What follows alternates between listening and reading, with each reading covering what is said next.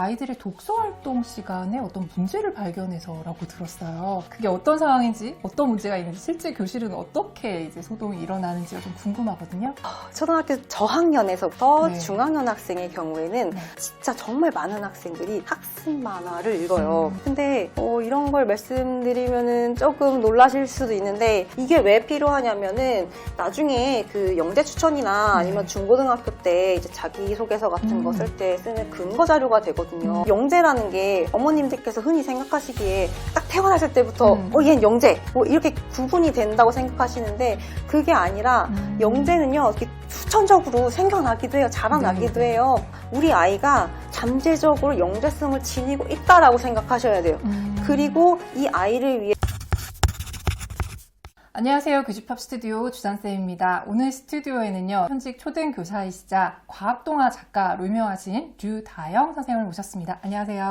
반갑습니다. 류다영입니다. 제가 첫 질문부터 네네네. 드려볼게요. 초등교사이신 선생님께서 과학동화 시리즈를 많이 쓰셨거든요. 그런데 이런 책을 집필하게 된 이유가 아이들의 독서활동 시간에 어떤 문제를 발견해서라고 들었어요. 그게 어떤 상황인지, 어떤 문제가 있는지, 실제 교실은 어떻게 이제 소동이 일어나는지가 좀 궁금하거든요.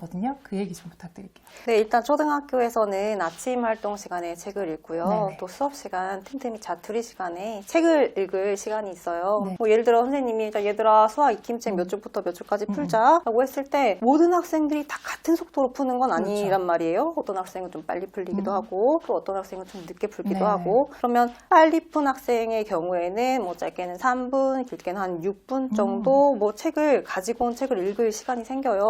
그럼 이때 애들이 무슨 책을 읽느냐? 어머님들 잘 모르시는 아니 잘 거잖아요. 모르죠. 네네네. 초등학교 저학년에서부터 네. 중학년 학생의 경우에는 네. 진짜 정말 많은 학생들이 학습 만화를 읽어요. 근데 이런 걸 말씀드리면은 조금 놀라실 수도 있는데 아주 솔직히 말씀드리면 네. 아이들은 수업 시간에 교과서랑 학습 만화가 같이 있으면 네. 교과서를 안 보고 네. 학습 만화를 봐요. 그러면 선생님, 네네. 학습만 책을 못 읽게 하면 되지 않나요? 근데 이게 애들이 이렇게 몰래 껴가지고 이렇게 힐끔힐끔 보고 네. 이 책상 밑에 숨겨서 막 이렇게 보고 학습 만화 이렇게 산처럼 이렇게 쌓아서 놓는 애들도 있어요. 네, 선생님들은 당연히 네. 언짢으시죠. 보기 그쵸, 불편하시고. 근데 학습 만화가 워낙 인기가 많으니까 네, 뭐 네. 쉬는 시간이 되더라도 애들이 막 인기 유튜버의 학습 만화책 네, 이런 거 네, 있잖아요. 네, 네. 막 몰려가요. 애들이 막 몰려가서 그 책 너무 재밌겠다. 나 좀 빌려주면 안 되냐. 뭐 잠깐만 보면 안 되냐. 나랑 바꿔서 읽을래. 이랬다가 왜 쟤 먼저 빌려주냐. 뭐 이래서 싸우기도 해요. 네. 그러니까 교실의 학습 분위기가 흐려지는 거죠. 네네네. 그래서 정말 많은 선생님들이 학기 초에 안내장을 이렇게 보낼 때 네. 저 우리 교실에서는 학습 만화를 금지합니다 라고 딱 박아서 보내는 경우가 많아요. 네. 그러니까 저도 그랬고요. 네네. 선생님들이 말씀은 게 안 하시지만 이면에는 다 그런 속사정이 있었던 거예요. 네.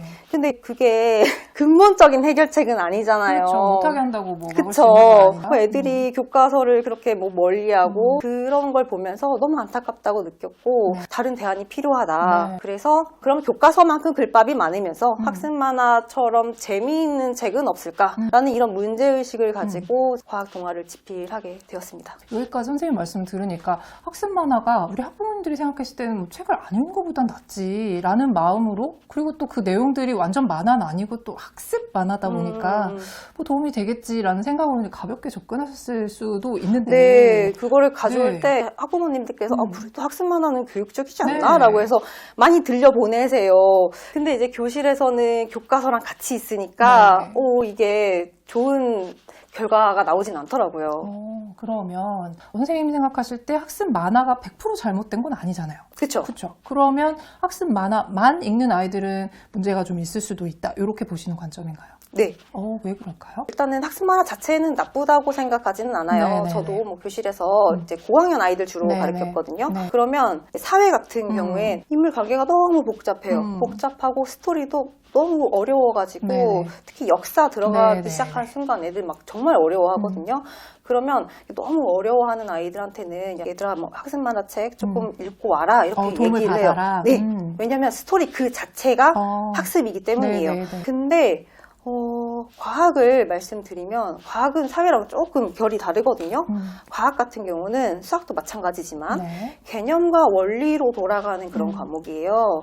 그러면 이제 예를 들면 태풍이 왜 불까? 네. 뭐 이런 간단한 질문이 있다고 해볼게요. 그러면 바람이 왜 부는지부터 알아야 될 거 아니에요? 그러면 기압도 알아야 되고 뭐 고기압, 저기압, 상승기류도 알아야 되죠. 네네. 또 열대성 기후에서 이렇게 상승기류에서 태풍이 생기니까 또 하강기류도 알아야 되고 이게 소용돌이 치면서 이게 막 움직이니까 지구의 자전도 알아야 돼요. 근데 이 많은 개념을 학습 만화에 넣기가 어려워요. 왜냐하면 그 포맷 구조상 말풍선으로 연결되기 그렇죠. 때문에 이게 그냥 글로 써도 한 문단 이상이 걸려요. 근데 이거를 말풍선으로 절대 연결할 수가 없거든요. 네네네. 그러니까 저도 뭐 이런 거 쓸 때 말풍선으로 연결해야 될 경우 굉장히 고민을 많이 해요. 왜냐하면 지식이 왜곡될 수가 있거든요. 네네네. 충분한 설명이 필요한데 네네. 이게 어려우니까 이제 학습 만화 같은 경우에는 되게 직관적인 현상을 주로 얘기하거든요. 그러니까 예를 들어 아까 말씀드렸던 그런 개념을 다루기보다는 태풍의 이름은 뭘까? 태풍은 얼마나 클까? 태풍이 불면 어떤 피해가 생길까? 태풍이 일어났을 때 뭐 어떻게 피할 수 있을까? 네네. 그 안전대책은 뭘까? 네네. 이런 약간 직관적인 현상들, 단답 형식의, 예, 그런들 예. 눈에 보이는 그러니까 이해가 잘 되는 네네. 그런 것에 집중할 수밖에 없다라는 거예요. 그래서 결국에는 저희가 깊이 있는 지식을 알려면 줄글이 있는 책과 같이 병행해야 하지 않나라는 생각이 들고요. 또 학습 만화 같은 경우에는 애들이 스토리는 재밌게 읽어요. 재밌어 하고 읽다가 이게 설명칸이 이렇게 있잖아요. 네. 말씀드렸듯이 말풍선으로는 다 설명이 안 네네네네. 되니까 설명칸이 이렇게 있으면 이렇게 넘기고 안 읽고. 왜냐면 거긴 스토리가 아니잖아요. 네네네. 마지막 판에 이렇게 챕터가 끝나면 빽빽하게 쓰인 글이 있어요. 네네네. 그것도 안 읽죠. 너무 어려우니까 스토리도 아니고. 부모님들은 그거가 있어서 그래도 학습 만화가 괜찮지라고 생각해서 음. 정작 중요한 걸 애들이 안 읽는군요. 그쵸. 그게 좀 너무 안타까웠어요. 그러면 이제 시중에 정말 많은 학습 만화들이 있잖아요. 그러면 학부모님들이 그래도 이런 학습 만화는 좀 괜찮아요. 이런 거는 좀 피하시는 게 좋을 것 같아요. 이렇게 선생님만의 어떤 기준을 제시해 주실 수 있을 것 같은데 어떤 게 있을까요? 네, 제가 보기에도 괜찮은 학습 만화 많이 있고요. 네. 과학에서도 꽤 이거 좀 괜찮다라는 것도 있어요. 네네. 그런 책들은 대부분 어떤 책들이냐면 네. 이렇게 책을 딱 보면 이쪽 한 페이지에 이제 위에서부터 기획, 그다음에 글쓰기, 그림, 감수 네. 이렇게 나열이 돼 있잖아요. 네네네. 그럼 기획하시는 분은 말 그대로 이 책을 어떻게 만들 것인가 기획하시는 분이고 네. 감수는 오류가 있는지 없는지 네네. 체크하시는 분이고 글쓰기는 글을 쓰신 분, 네. 그림은 그림 그리신 분. 네네. 이 중에서 가장 책에 영향을 많이 끼치는 사람은 누굴까요? 글 쓰는 사람. 글 쓰는 사람이겠죠. 근데 학습 만화 같은 경우에는 기획이 누가 했느냐, 뭐 유명한 교수님이 하셨냐, 아니면 유명한 유튜버가 했느냐, 이걸 좀 많이 내세우는데 사실 정말 중요한 건 누가 글을 썼느냐거든요. 책의 질은, 책의 수준은 글 쓰는 사람의 수준을 뛰어넘을 수가 없어요. 그렇기 때문에 누가 글을 썼는지 여기 조그맣게 나온 거 네네네. 거기 한번 유념해 보시고 그분이 과학을 전공하였는지 또 이제 아동 만화 쪽으로 좀 활동하신 이력이 있는지 아이들 수준에 맞춰서 풀어내는 그렇죠. 능력이 있는지를 그렇죠. 보는 거거든요. 네네. 근데 그 이력을 좀 자세히 보셨으면 좋겠고 내용 자체도 네. 좀 주인공들이요. 되게 다양한 직업이 많이 나오는데 네. 그 중에서도 발명가, 뭐 실험가, 뭐 곤충 채집가, 탐정 이런 직업을 가지고 있었을 경우 스토리랑 그 주인공 자체 내의 성격이 잘 어우러져서 이야기가 좀 과학에 집중되는 경향이 있어요. 네, 네, 네. 근데 그렇지 않고 그냥 일반 소년, 소녀가 나오거나 뭐 이 세계에 빠져서 뭐 아이템을 모으거나 이거는 조금 지식과 이야기가 분리될 경향이 크거든요. 네, 네, 네, 그래서 주인공의 성향까지 직업까지 한 번 더 살펴보시면 좋은 팁이 될 것 같아요. 네, 이런 점들 고려하셔서 학습 만화 골라주시면 그래도 조금 더 안전한 책을 고를 가능성이 높다. 이렇게 네. 받아들이면 될 것 같네요. 저희가 보통 과학 공부를 실험이나 관찰을 통해서 많이 한다라고 얘기를 하잖아요. 그게 정석이다. 근데 과학을 책으로 이렇게 접근하는 것도 나름의 장점이 있을 것 같다는 생각이 들거든요. 어떤 게 있을까요? 일단 말씀해 주셨던 대로 과학의 꽃은 실험이니까 네. 보고 듣는 것보다 좋은 건 없죠. 네. 근데 현실적으로 봤을 때 우리가 교과서에 있는 모든 실험을 다 해볼 수는 없잖아요. 그렇죠. 또 이제 실험을 하려고 해도 실험 장비도 필요하고 네. 또 장소도 필요하고 네. 또 기구도 잘 세팅되어 있어야 네. 하고 이끌어 주실 선생님도 필요하잖아요. 이런 현실적인 이유로 인해서 실험을 다 해볼 수는 없고 그럼 다음 차선책은 뭐냐라고 했을 때 간접 경험, 책이죠. 책인데 아이들이 이렇게 이제 주인공이 들어간 뭐 과학 동화 같은 걸 읽으면서 이 주인공이 어떻게 자신만의 지식을 이용하여 문제를 해결해 나가는가, 얘는 어떻게 관찰을 하는지 또 뭐 어떤 지식을 갖고 있는지 어떻게 실험을 하는지 문제를 어떻게 해결해 나가는지 이런 걸 보면서 나도 저 아이처럼 좀 똑똑한 과학 지식이 많은 사람이 되고 싶다라고 롤모델을 삼기도 하고요. 이런 점에서 봤을 때는 어떻게 보면 실험에서 얻을 수 없는 장점을 얻는 거죠. 또 이제 실험이 좋다고는 말씀은 드렸지만 아이들이 다 집중해서 볼 때의 얘기지 실제로 얘들아 이제 과학실 가자라고 하면 어떤 아이는 이제 멍하니 이렇게 있기도 하고 그쵸. 딴짓하기도 하고 실험 기구에만 관심이 있지 실험 내용에는 관심이 없고 이런 경우에는 이렇게 멍하게 있을 바에야 자기가 좋아하는 책을 집중해서 읽어서 과학 지식을 얻는 게 훨씬 더 효과적이다라고 보고요. 또 실험을 할 때 이제 선생님들은 좀 공감하시겠지만 그 변이 통제가 잘 안 되면 조금이라도 잘못되면은 결과가 전혀 다르게 나오거든요. 그러면 땀 삐질삐질 흘리시면서 얘들아 이거 못 본 걸로 하고 이제 책에 있는 거 한번 보자 뭐 이렇게 가거든요. 근데 그런 위험성들을 생각하면 이제 책에 있는 거는 정확하고 견고한 지식이잖아요. 근데 그것만 싹 뽑아서 알 수 있다라는 이제 그런 장점이 있어요. 그럼 선생님이 쓰신 과학 동화뿐만 아니라 과학 도서를 읽고 나서 아이들이 읽는데 그치지 않고 그 이후의 활동으로 연결되는 게 정말 중요하잖아요. 선생님이 생각하시는 독후 활동, 과학 독후 활동 추천해 주실 만한 게 있을까요? 일단 말씀드렸던 대로 아까 실험이 가장 좋잖아요. 실험이 좋다고 말씀드렸고 책에 나왔던 실험을 그대로 재현해보는 확인 실험 한번 해보시길 굉장히 추천드리는데 예를 들어서 콧바추를 읽고 뭐 그림자의 성질에 대해 배웠다 이렇게 하면 거기에 나왔던 실험을 그대로 한번 집에서 해보는 거예요. 그러면 인형이랑 손전등 가지고 이걸 한 10cm씩 옮겨가면서 그림자의 크기가 어떻게 변하는지 한번 측정도 해보고 각도를 변형시키면서 모양이 어떻게 변하는지도 봐보고 또 더 업그레이드해서 이렇게 셀로판지 같은 거 붙여서 두 개 갖다 댔을 때 그림자의 색깔은 어떻게 달라지는지 이런 거 한번 보시면서 이제 기록을 남기시는 게 좋고요. 그냥 실험으로 끝내지 말고 꼭 기록을 남기셨으면 좋겠는데 실험 관찰지 같은 거 하나 준비하셔가지고 관찰 일지 같은 거 하나 있으면 여기에 그림이나 이제 관찰했던 기록이랑 이제 자기 생각 같은 거 쭉 적어서 보관해 주시는 게 참 좋아요. 이게 왜 필요하냐면은 나중에 영재 추천이나 아니면 중고등학교 때 이제 자기소개서 같은 거 쓸 때 쓰는 근거 자료가 되거든요. 연말이 되면 학부모님께서 전화가 와요. 선생님 저희 아이 추천 좀 해주십시오. 이러면 이 아이가 영재인가 아닌가 이제 고민하기 시작한단 말이에요. 그러면 어머님 이제 저희도 근거가 필요합니다 라고 말씀드리면서 아이들이 읽었던 과학 도서 그와 관련하여 했던 실험들 혹은 아니면 과학 대회에 나갔던 기록 이런 것 좀 주세요 라고 말씀드리면 이제 과학 대회 같은 경우는 매번 나가는 게 아니잖아요. 굉장히 특별한 경우에 받는 경우이고 그러면 이게 좀 차이를 불러일으키는 게 뭐냐면 아이들이 어떤 책을 읽고 어떤 기록을 해서 어떤 실험 보고서를 남겼는가가 굉장히 중요하거든요. 그러니까 어렸을 때부터 이런 기록들을 좀 이렇게 차곡차곡 만들어 주시면 이 아이가 어렸을 때부터 이렇게 수학과학에 대한 호기심이 많았구나 라고 인상을 받게 되고 그럼 당연히 추천서를 잘 써주시죠. 이렇게 책을 많이 읽고 기록도 남기는 훌륭한 아이다. 그래서 이건 중고등학교 때도 계속 도움이 되는 거기 때문에 보관을 꾸준히 해주셨으면 좋겠어요. 이게 뭐 엄청 거창할 필요는 없고요. 그냥 책에 나왔던 거를 그대로 한번 재현해봤다. 이것만으로도 굉장히 의미가 있다고 봅니다. 선생님 경력을 보니까 수학교과서 검정위원도 하셨고 문제집도 집필하셨고 또 대학원에서 과학영재 교육을 전공하셨더라고요. 그래서 좀 전에 영재 추천 이런 거에 대해서 말씀을 해주셨는데 우리 아이들이 이렇게 수학에 좀 관심을 가지고 있는 아이들이 실제로 영재성을 발현하게 되는 그 과정 이런 거에 어느 정도 영향이 있을까? 선생님이 생각하시는 영재의 기준이라든가 뭐 이런 것들 좀 말씀해 주시면 좋을 것 같아요. 일단 영재 말씀 나왔으니까 영재성에 대해서 얘기를 안 할 수가 없는데요. 많은 학부모님들께서 지능이 높으면 IQ가 높으면 우리 아이가 영재지 않을까 이렇게 생각을 하세요. 근데 현대 영재 교육학에서 말하는 영재의 기준은 세 가지로 보거든요. 첫 번째는 평균 이상의 지능.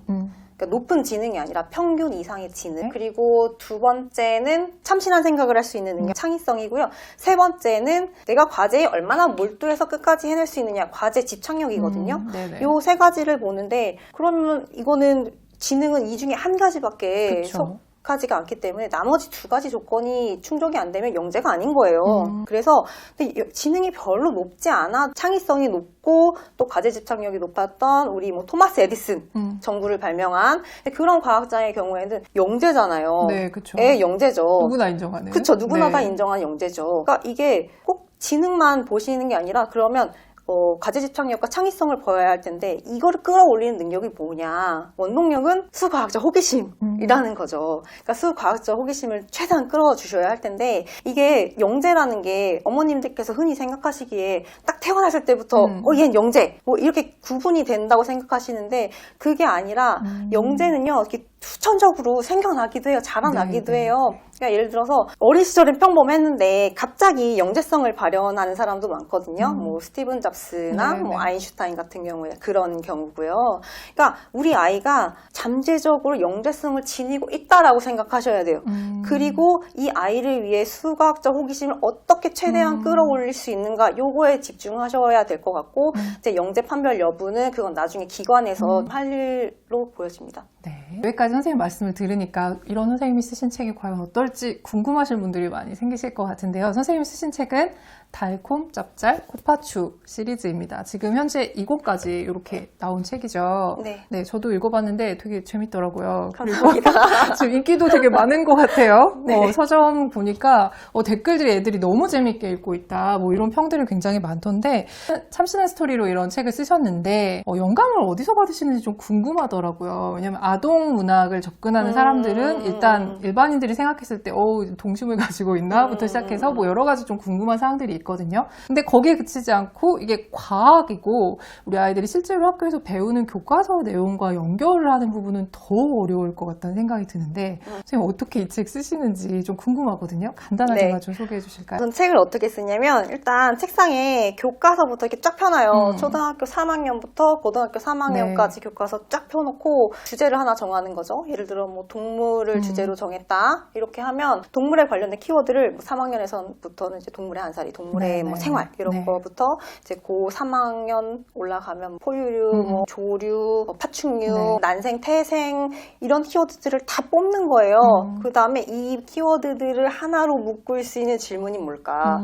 이제 그걸 고민하기 시작하는데 이제 제 사고의 흐름이 어떻게 가냐면 그러면 바닷가에 버려진 알이 하나 있다고 보자. 그러면 이 알에 부모가 될 수 있는 동물은 누굴까? 일단은 알이니까 포유류는 안 되겠지. 태생이니까. 네. 그러면은 남은 거는 파충류나 조류나 이런 부류일 텐데 알이 혼자 남겨져 있다라는 거는 부모가 돌보는 그런 습성을 가지고 그쵸. 있는 동물이 아니겠구나. 그게 누굴까? 그럼 일단 뭐 제비도 아닐 거고 네. 펭귄도 아닐 것이다.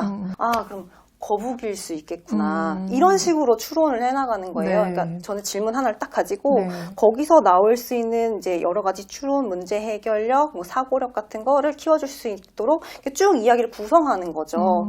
물론 제가 뭐 쉽게 쓰려고 마음 먹으면은 그냥 뭐 요즘에 흥미 위주의 책처럼 네, 네. 막 가서 뭐 아이템 하나 구하고 펭귄 지나가니까 펭귄 안녕 하고 여기 펭귄에 네. 대해 이렇게 소개해주고 네, 네, 또 네. 가다가 바다표범 같은 거 만나면 네, 네, 네. 안녕 바다표범, 이거 바다표범이야 하고 설명해주고 막 네. 괴물이랑 싸우고 네, 뭐 네. 레벨업하고 네. 이렇게 쓸 수는 있지만 네, 네. 그거는 과학으로 문제를 해결하는 느낌이 아니고 그냥 스토리가 있는데 과학이 이렇게 끼워지는 느낌인 네, 거예요. 네, 네. 그래서 진정 사고력을 높이려면 과학적 탐구력을 높이려면 이렇게 좀 주제 중심으로 하나의 키워드 질문 중심으로 가야 하지 않나라는 생각에서 고민을 정말 많이 하고 있어요. 선생님이 글을 쓰시는 이 과정이 우리 아이들이 해야 되는 과학적 추론 과정이랑 거의 비슷하다는 생각이 네, 드는데요. 저는 그걸 꼭 보여주고 싶었어요. 네. 그럼 마지막으로 선생님의 예비 독자들이죠. 우리 어린이들이 선생님의 이 책을 어떻게 읽고 활용했으면 좋겠는지 작가 입장에서 좀 바람이 있으시다면 그것 좀 말씀해 주시면 좋을 것 같아요. 이 책은요, 저희 코파츠는 초등학교 저학년에서부터 중학년 친구들이 읽을 수 있는 과학 동화이고요.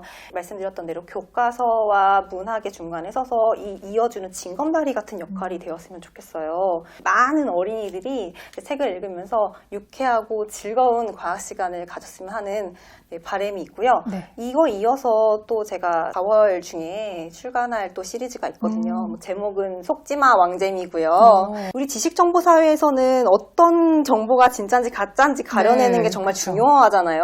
그런 측면에서 봤을 때 이제 기후변화라는 주제를 잡았고 기후변화에 관한 여러 가지 거짓말 중에 우리가 어떻게 과학적으로 진실을 뽑아낼 수 있는가 이거에 대해 다룬 책이기 때문에 이제 고학년 아이들도 좀 즐겁게 생각하면서 읽을 수 있다고 봅니다. 네, 여기까지 들으시고 이 달콤짭짤 코파초에 대해서 관심 생기신 분들 되게 많으실 것 같아요. 우리 아이들이 즐겁게 읽을 수 있는 책이라고 하는데 저희가 책 나눔 이벤트 준비하고 있습니다. 오늘 영상에 대한 소감이나 이 책에 대한 기대 소감 남겨주시면 저희가 10분께 선물 보내드리도록 하겠습니다. 네, 오늘 과학과 관련돼가지고 즐거운 얘기, 유익한 얘기 남겨주셔서 너무 감사합니다. 수고하셨습니다. 감사합니다.